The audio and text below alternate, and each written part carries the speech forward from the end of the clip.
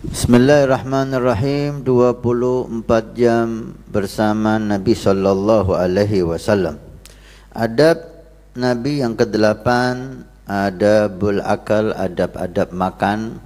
Dan dalam pertemuan yang lalu kita sudah sampaikan 6 adab makan. Yang ke-7, al-ithar wal aklu mimma yali. Disunahkan dalam makan al-ithar, artinya berusaha memberikan makan yang bagus atau yang enak kepada orang lain, karena dihimbau makan itu dalam satu tempat makan bareng gitu. Sering dilakukan para sholihin, para aulia, makan itu satu nampan gitu, satu talam, 2, 3 atau beberapa orang. Maka ada makanan di situ, mungkin daging atau makanan yang enak, itu disunahkan untuk memberikan kepada orang lain terlebih dahulu sebelum dirinya. Ini sunnah. Kemudian hendaknya makan yang dekat dengan kita. Tidak dihimbau kita mengambil makanan yang jauh dari kita, kecuali jika itu buah-buahan. Karena kesannya tidak sopan kita mengambil makanan yang jaraknya antara kita dan makanan itu jauh. Maka makanlah di samping kita, itulah rezeki kita. Seperti nasihat Nabi SAW kepada sahabat Anas ketika makan bersama Nabi dan beliau kecil, ya ghulam samillah, wahai anak kecil, bacalah kamu bismillah, dan kul biyaminik, makan dengan tangan kanan, wa kul mimma yali, dan makanlah yang ada dekat kamu. Allahumma salli wa sallim alaihi wa ala alihi. Adamul iktsal minal akal, dan dihimbau jangan terlalu banyak makan. Dikatakan Nabi SAW ketika diberi hadiah tabib oleh salah satu kerajaan yang ditaklukkan oleh Nabi SAW atau masuk ke dalam agama Allah, Nabi diberi beberapa hadiah, diantaranya tabib atau kalau sekarang dokter. Nabi SAW mengembalikan dokter itu, disuruh pulang karena Nabi mengatakan, alhamdulillah kami dalam keadaan sehat karena kami menjaga adab, yaitu tidak makan kecuali betul-betul lapar, dan ketika makan berhenti sebelum kenyang. Sebelum kenyang berhenti, itu adab akal. Seperti hanya tidak makan kecuali udah lapar, karena makan sebelum lapar itu menumbuhkan penyakit. Apalagi makan setelah makan kita makan lagi, itu menumbuhkan suatu penyakit. Jangan terlalu banyak makan. Bagilah perut kita ini menjadi 3 bagian. Sepertiga untuk makan, sepertiga untuk air, sepertiga untuk nafas. Insya Allah kita akan hidup sehat. Yang ke-9, janganlah melihat ke mulut orang-orang yang makan di sekitar kita. Karena kita disunahkan makan bareng dengan beberapa orang, maka jangan kita lihat mulutnya. Itu laisa minal adab, bukan dari adab. Orang akan malu dilihat mulutnya, gitu. Dan janganlah terlalu membesarkan suapan atau mengecilkan suapan. Membesarkan suapan itu menunjukkan orang yang rakus, ya, rakus. Dan janganlah terlalu mengecilkan suapan, itu seakan-akan sombong atau jijik dengan makanan yang ada di depannya. Itu tidak dihimbau. Sederhana saja, santai saja, jangan terlalu besar dan jangan terlalu kecil. Ayo. Setelah selesai makan, disunahkan di situ untuk membersihkan tangan bekas makanan itu dengan kita hisap tangan itu. Sebagian orang melihat itu hal yang jijik, tapi lah, kalau itu sunnah Nabi maka itu yang terbaik. Dibuktikan tangan yang makanan yang habis kena tangan ini, tangan yang sudah dicuci tentunya, udah bersih, itu memudahkan pencernaan untuk mencerna dan mengelola makanan itu.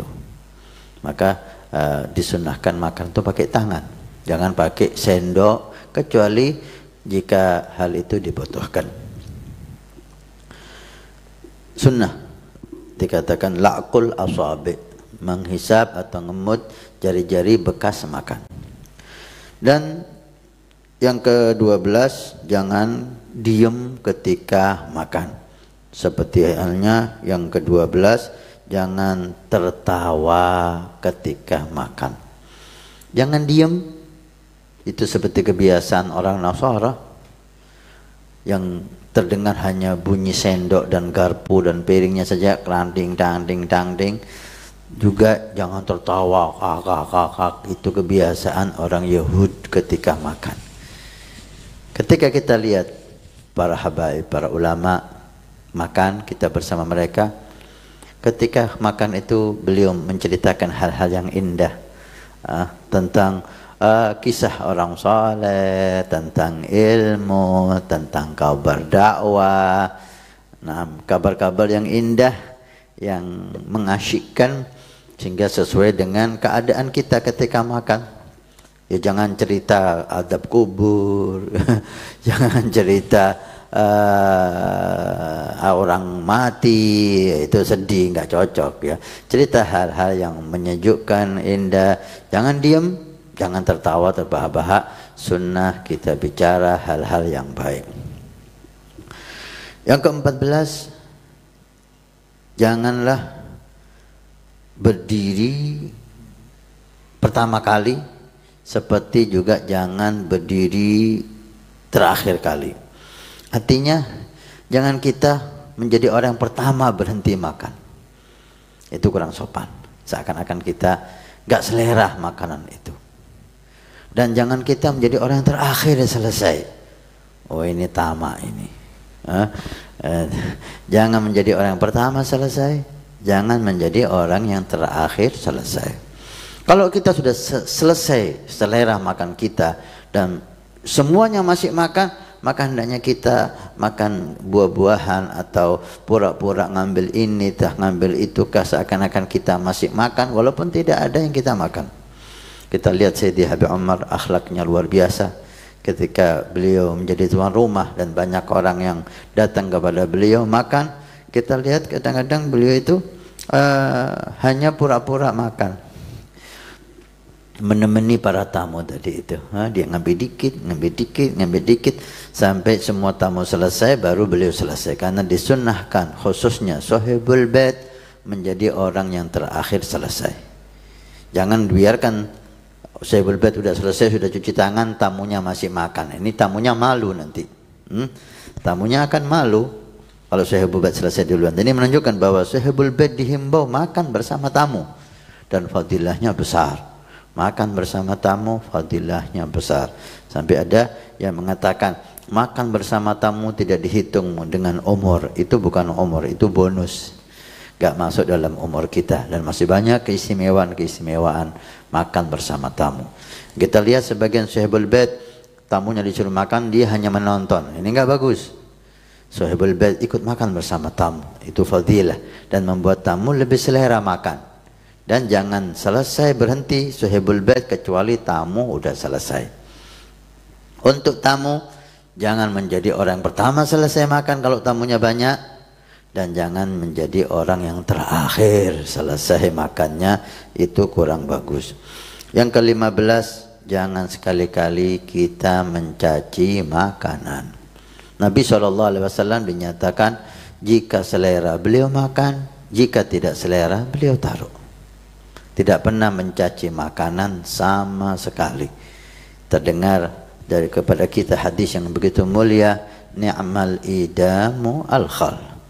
Lauk yang paling enak itu lauk adalah cuka. Cuka dicampur dengan roti, apa enaknya? Tapi lihat lisan suci Nabi sallallahu alaihi wasallam ketika di rumah beliau tidak ada makanan kecuali cuka. Beliau menggembirakan hati istrinya dan mensyukuri nikmat Allah walaupun itu cuka yang harus dimakan dengan roti. Ni'mal idamu al-khal. Lauk yang paling enak itu cuka. Enggak mau mencaci makanan sedikit pun Rasul sallallahu alaihi wasallam. Yang terakhir, membaca doa setelah selesai makan, yaitu alhamdulilladzi at'amani hadza ta'am wa razaqani min ghairi haulin minni wala quwwah. Alhamdulilladzi razaqani hadza ta'am, alhamdulilladzi at'amani hadza ta'am wa razaqani min ghairi haulin minni wala quwwah. Ambil kabar dari Nabi Muhammad, siapa yang makan dan mengucapkan alhamdulillah maka diampuni semua dosanya oleh Allah Subhanahu wa taala. Inilah adabul akal. Mudah-mudahan dengan adab ini makan kita bernilai ibadah. Walhamdulillahirabbil alamin.